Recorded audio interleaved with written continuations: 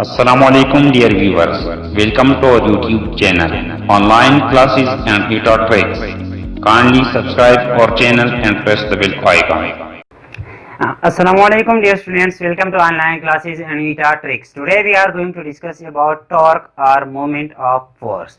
Dear students, आज हम torque या मोमेंट ऑफ फोर्स के बारे में पढ़ेंगे कि टॉर्क हमारे पास होता क्या है, ये किन किन फैक्टर्स पे डिपेंड करता है, इसका मैथमेटिकल रिलेशन क्या है और इसका डायरेक्शन हम किस तरह फाइंड कर सकते हैं। डियर स्टूडेंट, तो चलते हैं टॉर्क की तरफ कि टॉर्क होता क्या है। स्टूडेंट्स, जब एक बॉडी में टर्निंग इफेक्ट प्रोड्यूस हो जाए और वो टर्निंग इफेक्ट जो है एक फोर्स की वजह से हो, तो इसको हम कहते हैं torque. So we can define that the turning effect produce in a body is called torque. हम एक डोर का एग्जांपल ले लेते हैं। सपोज यहाँ पे ये डोर है,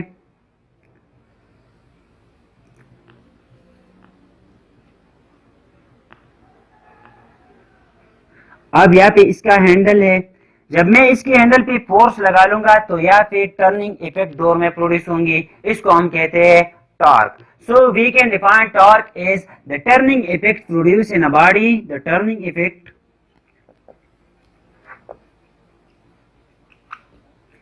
produced in a body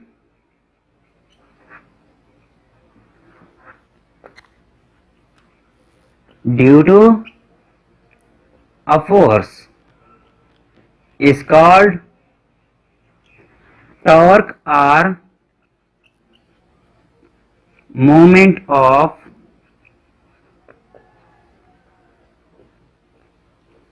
force।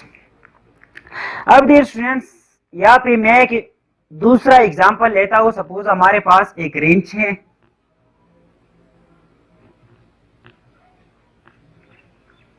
और यहाँ पे मैं एक नट खोल रहा हूं इस रेंच के थ्रू,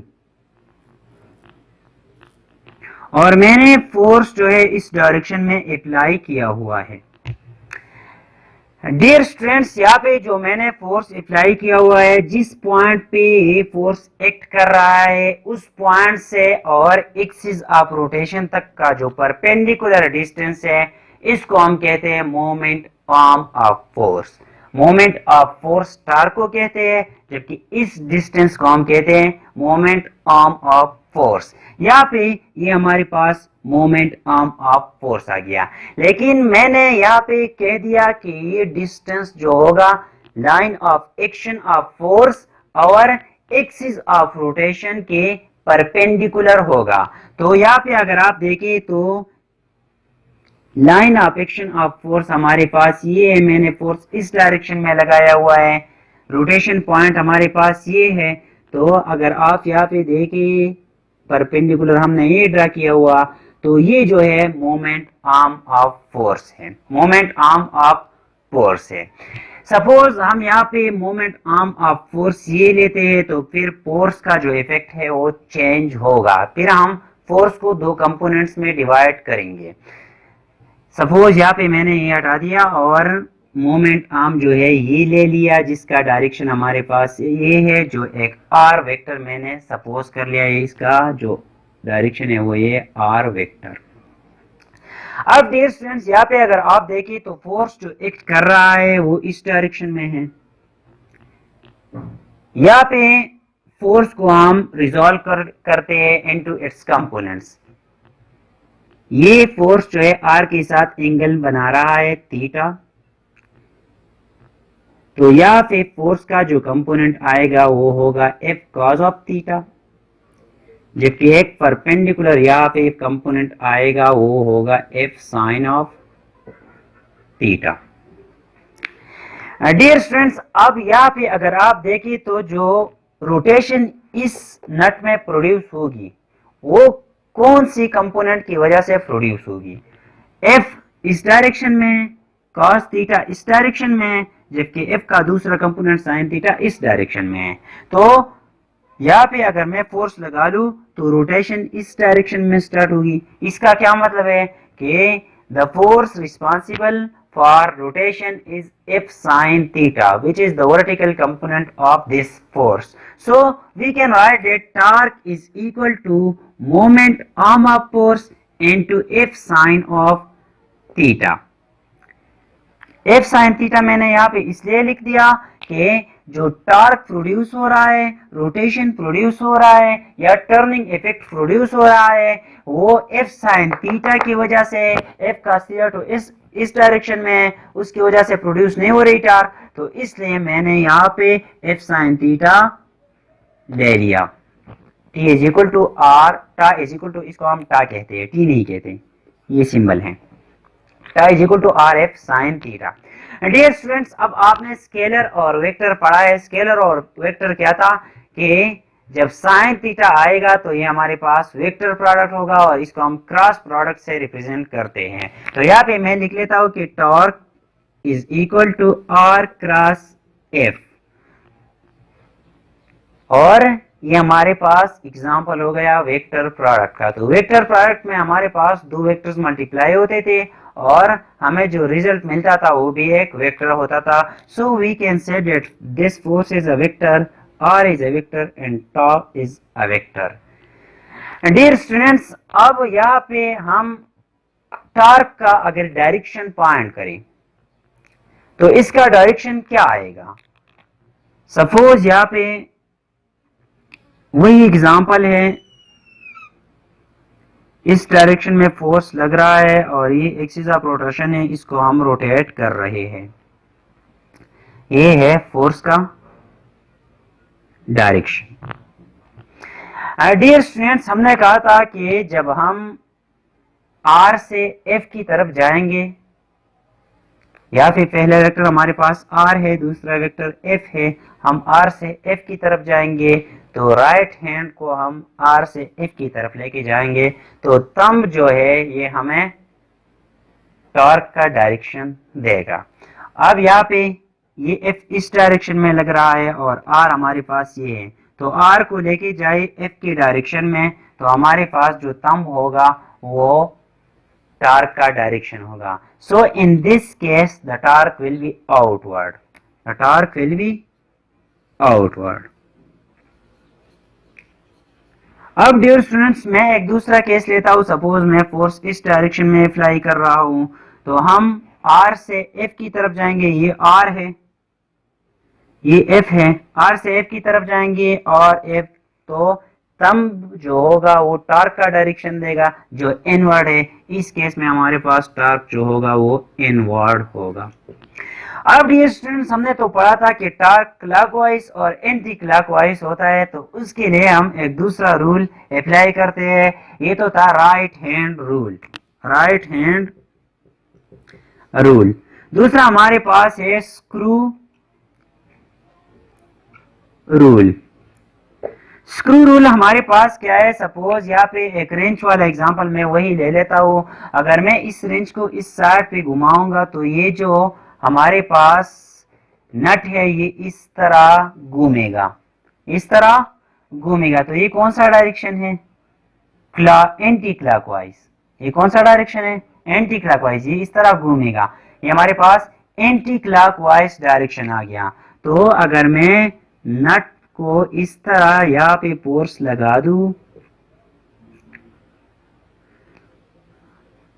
तो नट जो खुलेगा वो इस डायरेक्शन में खुलेगा, तो ये इसको हम एंटी क्लॉकवाइज भी कहते हैं। एक कहते हैं एंटी क्लॉकवाइज, एक होता है आउटवर्ड। आउटवर्ड और एंटी क्लॉकवाइज टॉर्क जो है वो सेम है।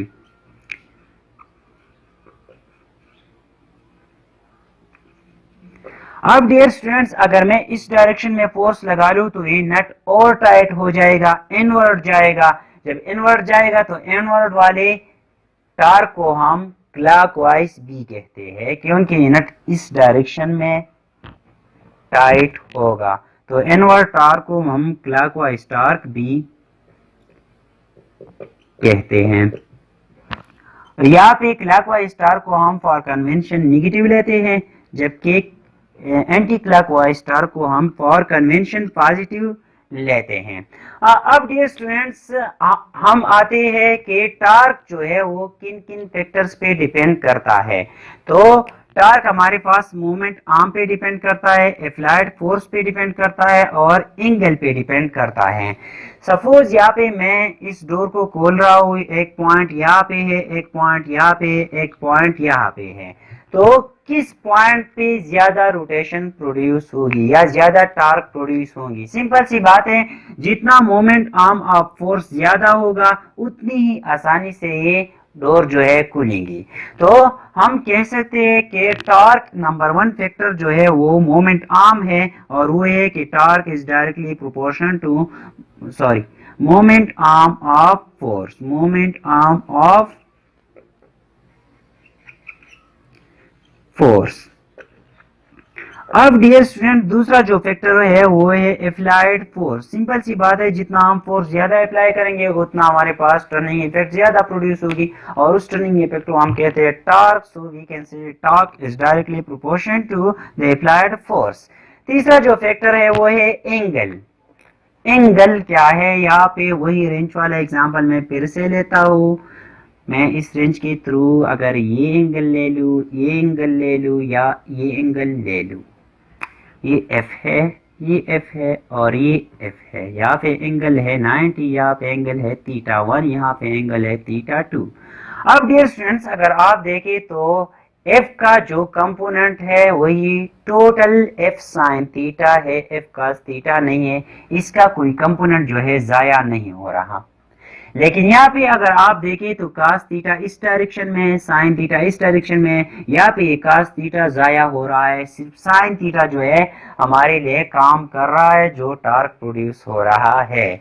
इसी तरह अगर हम यहाँ पे ये टार्क, ये फोर्स ले ले तो इसका भी cos थीटा यहाँ पे है, sin थीटा यहाँ पे, तो sin थीटा जो है वो प्रोड्यूस कर रहा है टार्क को, जबकि cos थीटा जाया हो रहा है। इसका मतलब क्या है कि जब फोर्स परपेंडिकुलर होगा मोमेंट आर्म का तो हमारे पास मैक्सिमम टार्क प्रोड्यूस होगा। अगर हम एंगल को 90 से कम करेंगे या ज्यादा करेंगे तो टार्क डिक्रीज होगा। इट मींस के torque will be maximum for angle equal to 90 degree, torque will be maximum, torque will be maximum for theta equal to 90 degree for angle other than for angle for theta less than 90 or theta greater than 90, the torque will decrease, torque will decrease। Dear students, ये था आज का हमारा lecture जो moment arm या torque के बारे में था। हमने पढ़ा कि टार्क होता क्या है, किन किन फैक्टर्स पे डिपेंड करता है, इसका डायरेक्शन हम किस तरह फाइंड करते हैं, क्लॉकवाइज कब होगा, एंटी क्लॉकवाइज कब होगा, आउटवर्ड किसे कहते हैं, इनवर्ड किसे कहते हैं, पॉजिटिव हम कब लेंगे, नेगेटिव हम कब लेंगे, ये सब आज हमने पढ़ा। फिर भी अगर आपका कोई क्वेश्चन हो तो आप कमेंट बॉक्स में पूछें, इंशाल्लाह I will try my best to answer your question. Thank you all.